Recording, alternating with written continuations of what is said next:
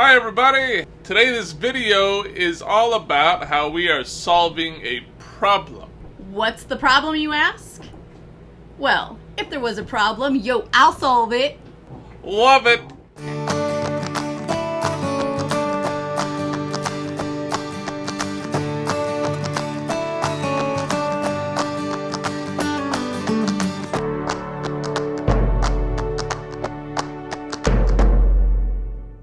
Hi everybody, I'm Bill. And I'm Natasha. And we are nursing our travel bug. We have been RVing in our Jayco North Point 377 RLBH now for almost 4 years. And one of the things we love the most about our rig has also been one of our challenges. Yeah, that's the residential fridge. Now, when we're going between contract to contract, it's so easy to just stop for a night somewhere, but we end up spending the night at a RV park. We've tried to do the overnights at a Walmart or a rest area, Cabela's. Our batteries just couldn't cut it. And it's really, really pricey on the wallet to have to spend $40 or $50 a night in a campground when all you're doing is sleeping.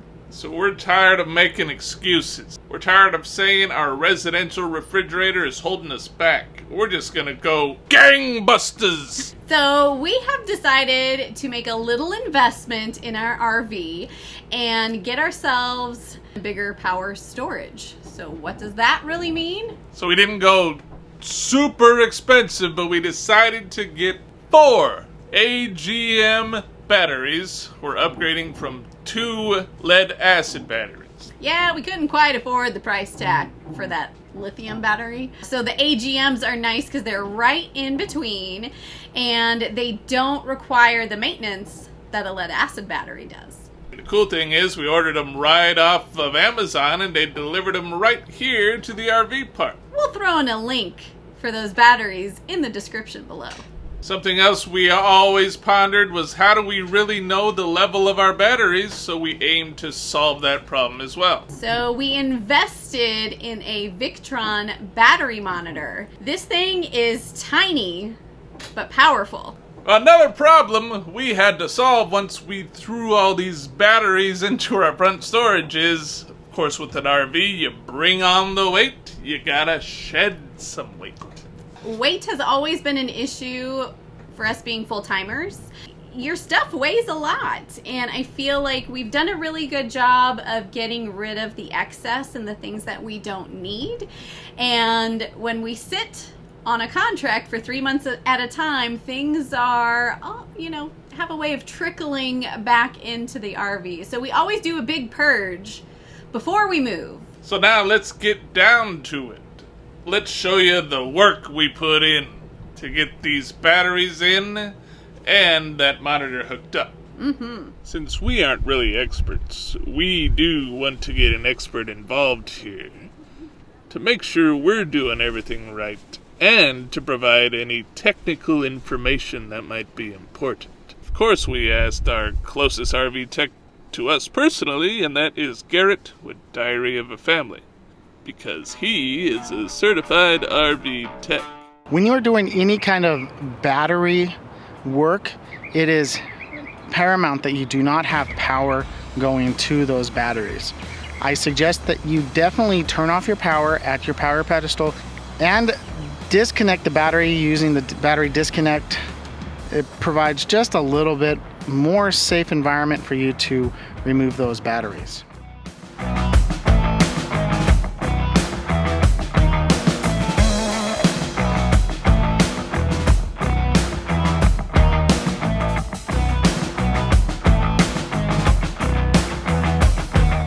Hey everybody, it's Barbila. Natasha. So Bill got the batteries out, but our new batteries are slightly larger. So we want to take out this middle wall here and create room for our battery bank. This side, when we first got the rig, actually had a gas tank over here because it is set up for a generator prep here in the rig, but we've had the rig for almost 4 years. We didn't have a generator, we never used it. So Bill took that old tank out, sold it on Facebook Marketplace too. And now we're gonna use that space for our batteries. If you have something in your rig that you have not used in, let's say, 4 years, chances are you might not use it in another couple years. So do what Bill did, take it out, sell it. What can you hurt? You gain money in your pocket and you lose weight in your RV. Really was a pain in the oops.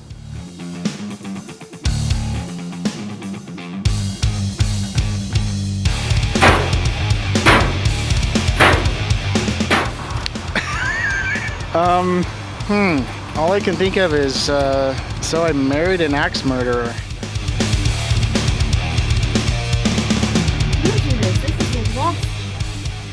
Well, y'all, that box was a doozy. It took us forever to get that panel out. It acted like it was all one sheet of metal, even though it wasn't.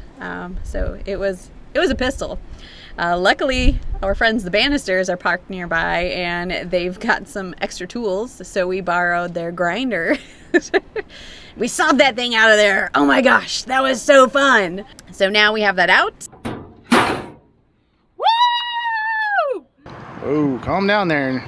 Make sure that you do not have any batteries or anything flammable anywhere near when you're cutting into your RV, especially something like this grinder that has sparks flying everywhere.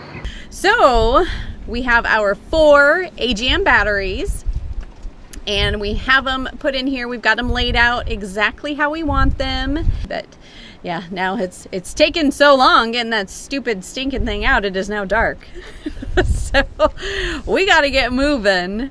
Let's get to work.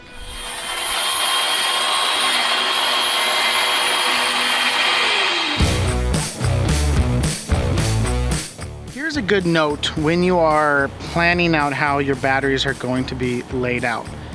Plan ahead. Look online, maybe find a schematic, something like this. That'll work really well. Sometimes it may be easier to put this kind of system together outside, let's say on a picnic table, before you put it in there. I am noticing that it's kind of, they have to have tape to hold it up and all that. When I installed my lithium system, I had it all set up on a flat table, so I was able to just drill my screws in, hook up the majority of the cables before I even set it inside of that bay. Now, sometimes you might not have that option, and sometimes you just got to work with what you got. So in addition to the batteries, we have a few extra things in here you may not be too familiar with, and I had to learn about them myself. We do have a Victron battery monitor. Ours is a BMV 700. Of course, you can find that Amazon link down in the description. What we liked about it is that it actually has Bluetooth. So even though we're going to put a monitor down here with a display that'll read the voltage, we can actually look at it right on our phone. That's pretty cool. The other things here are the bus bars, and that's just, see, you have so many wires, it kind of just tightens it up, makes it look neat. And there's also a shunt that is part of the Victron battery monitor. And we're repurposing that board you see there. That's from the mid-bunk area. That's what Will used to sleep on before he moved up top. Moving on up to the loft space.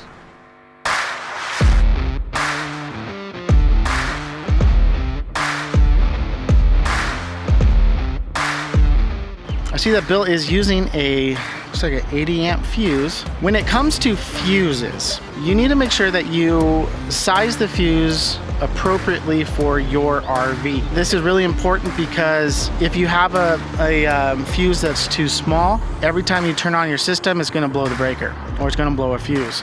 If you have a fuse that's too large, then it's not going to protect your system. So there are multiple guides online that you can use that show you what type of wire and what gauge to get, which is your thickness, and then what type of fuse is proper for your setup. So you gotta have to determine how much power you're pulling, how much you want to use, and go with the right type of fuse for your situation. Well, it's about time for the moment of truth. We're gonna hook up the last negative cable. Before we do, Garrett, you got any other words of wisdom? How does it look? Well, so far you haven't burned the trailer down, so that's good. Honestly, Bill, you're doing a fantastic job. You do know how to research and do it right. So far, everything I've seen, looks like you've hooked it all up like it's supposed to. Very simple, very straightforward system.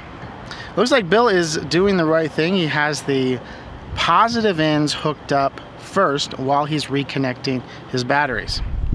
All right, let's do this. This, that, ooh, there's a little spark. Even though you're hooking it back up properly, you still might get a little bit of a spark. If you get that, don't freak out.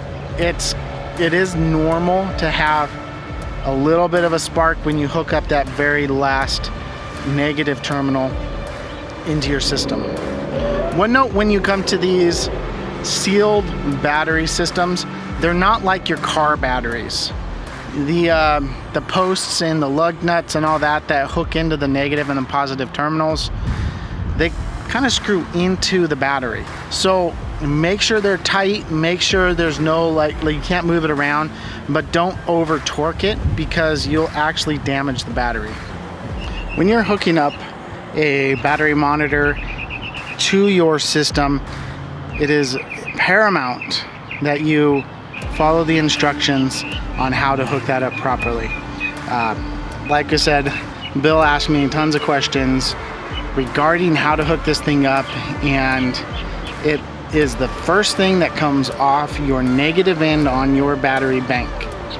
Now, if you're running a 24 volt system or even a 48 volt system, it might be set up just slightly different, but on your standard 12 volt systems, that's how it is. So keep it simple, don't overcomplicate it unless you know exactly what you're doing.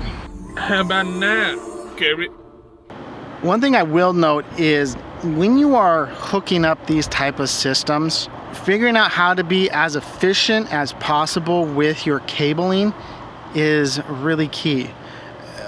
You have voltage drop and you have performance drop if you are running too long of a cable. And the battery shunt that monitors your battery, if you are too far away, that voltage drop will actually affect the monitor itself. So having that shunt as close as possible to your negative battery terminal is the optimal situation. I do want to say one thing about the Victron BMV 712 system that Bill has here. It's a great system to allow you to monitor your batteries. It gives you percentages, not just 4 little lights telling you what the voltage is. It'll actually give you a percentage of what you have of usable power in your batteries after you have it set up. And the fact that you can use it on your smartphone is amazing.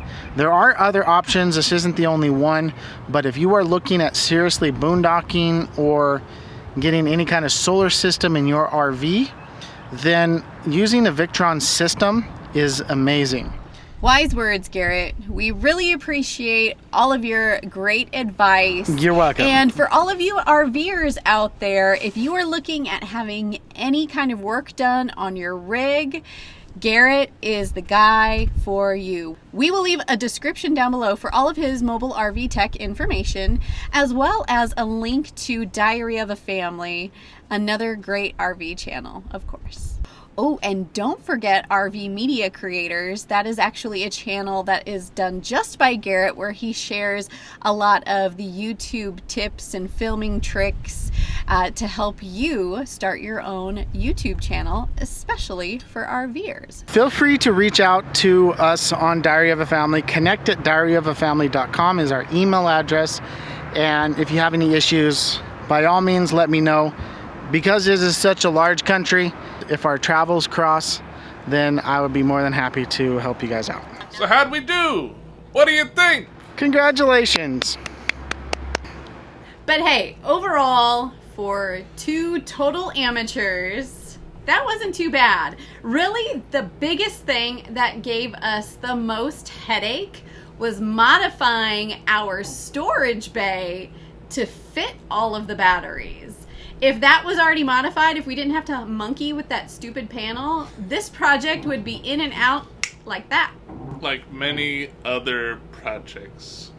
It's never simple. No. It never goes the way you plan. Ah!